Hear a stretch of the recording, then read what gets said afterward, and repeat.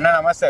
నమస్తే అన్న. అన్న ఎట్లా ఉంది అన్న జూబ్లీహిల్స్ బై ఎలక్షన్ కి సంబంధించి జూబ్లీహిల్స్ లో పరిస్థితి ఏంటి? అసలు ఎవరు గెలిచే అవకాశం కనపడతా ఉంది? ఏ ఇంటికి వెళ్ళినా ఒకటే మాట, అన్న నవీన్ అన్న గారి గెలుపు తథ్యం అని చెప్పేసి ఇక్కడ లోకల్ ప్రజానీకం కానీ ఇక్కడ ఎవరైనా ఏ ఇంటికి వెళ్ళినా కూడా నవీన్ అన్న గురించి చిన్నప్పటి నుండి ఇక్కడ లోకల్గా అన్ని రకాలుగా అందరికి కూడా అందుబాటులో ఉండి అన్ని రకాల సాంఘిక సంక్షేమ కార్యక్రమాలు నిర్వహిస్తున్నారు.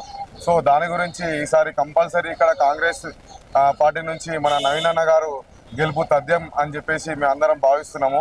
ఇక్కడ నార్మల్గా ఉండే ప్రజానీకం కావచ్చు, నార్మల్గా వ్యాపారవేత్తలు కావచ్చు, ఎవరిని అడిగినా కూడా ఒకటే మాట, నవీన్ అన్న గారు విజయం తథ్యం అని చెప్పేసి చాలా గట్టిగా వినబడుతున్న మాట అన్న. అంటే ఎట్లా చెప్తా ఉన్నారు?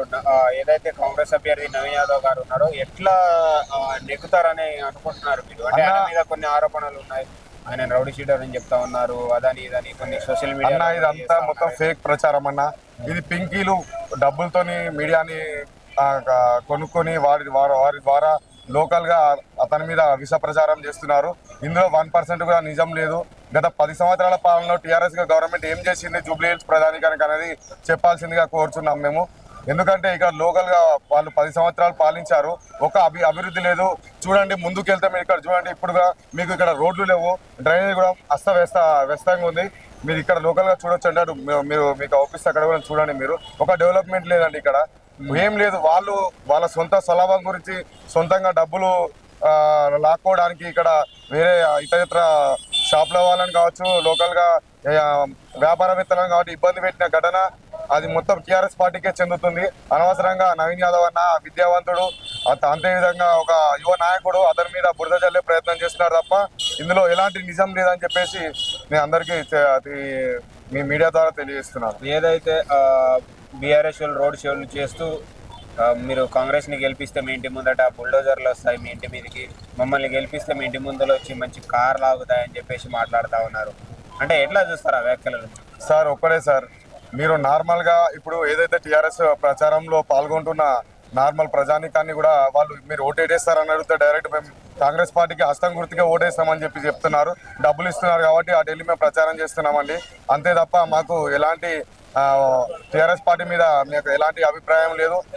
మాకు కంపల్సరీ కాంగ్రెస్ పార్టీకే సపోర్ట్ చేస్తాం, నవీన్ అన్న గారికి భారీ మెజార్టీతో ఇక్కడ ప్రజానీకం గెలిపిస్తామని చెప్పేసి అందరు చెప్తున్న ఘటనలు కూడా మనం మీ మీడియా ద్వారా కూడా అక్కడక్కడ వినపడుతున్నాయి, మీడియా చూసే ఉంటారు బహుశా. ఏదైతే కాంగ్రెస్ పార్టీ ఇచ్చిన సంక్షేమాలు పథకాలు ఏవైతే ఉన్నాయో సంక్షేమ పథకాలు ఇప్పటివరకు జనాలకు అందట్లేదు అని చెప్పేసి వాళ్ళు రోడ్ షోలలో కూడా ఎల్ఈడీలు అవి పెట్టి కూడా 2500 కావచ్చు, పెన్షన్ 4000 కావచ్చు, ఇంకా తులం బంగారం, ఇలా రకరకాల మీరు ఏదైతే కాంగ్రెస్ పార్టీ ఆపిందో ఇచ్చిన హామీని ఏదైతే ఇప్పటివరకు నెరవేర్చలేదో అవన్నీ చూపెట్టుకుంటే వాళ్ళు ప్రచారం చేస్తాం. అంటే ఏమన్నా ఓటర్లు అటు మొగ్గు చూపే అవకాశం కనబడుతుంది అన్న. 2 సంవత్సరాలు అయిందన్న, ఇంతవరకు 2 సంవత్సరాలు కూడా కాలేదు. అందులో భాగంగా మనకు చాలా రకాలుగా మన పథకాలు ప్రవేశపెట్టడం జరిగింది. ఉచిత కరెంట్ కావచ్చు, ఫ్రీ బస్ కావచ్చు, మనకు రేషన్ కావచ్చు, రైతులకు రుణమాఫీ కావచ్చు, ఇట్లా చెప్పుకుంటూ పోతే చాలా లిస్ట్ ఉందన్న. ఇంత టైం కూడా లేదు, మీకు కూడా చాలా బిజీలో ఉన్నట్టున్నారు. సరే మేము కూడా మా పనులలో మేము వెళ్ళిపోవాలి కాబట్టి మీకు కొన్ని చెప్పడం జరుగుతుంది. వాళ్ళు ఇచ్చిన హామీలలో దగ్గర 80% హామీలు నెరవేర్చారండి. ఇది ఓన్లీ టీఆర్ఎస్ పార్టీ చేస్తున్న ఒక విష ప్రచారంగానే మేము భావిస్తున్నాము. ఇందులో ఎలాంటి నిజం లేదు, ప్రధానికాలకు అందరికీ తెలుసు.